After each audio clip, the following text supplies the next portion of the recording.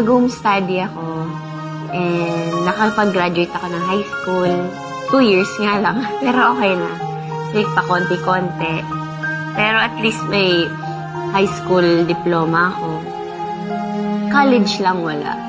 Pero nag-try ako. Nakapasa naman ako sa UPOU. Pero hindi ko siya napanindigan kasi ang hirap. Kailangan may isa mag-suffer. So, sabi ko, hindi naman naalis ang school. Nandyan lang naman yan.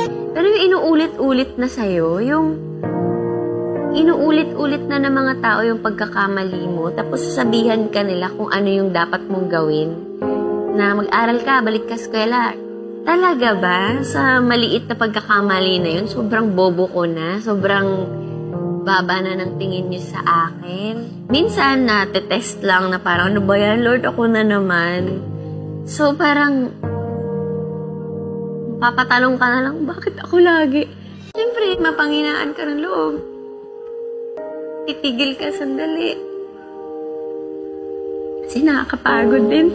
Pero hindi ako tumigil mag-grocery. Pero, hindi, tumigil lang ako makipag-usap.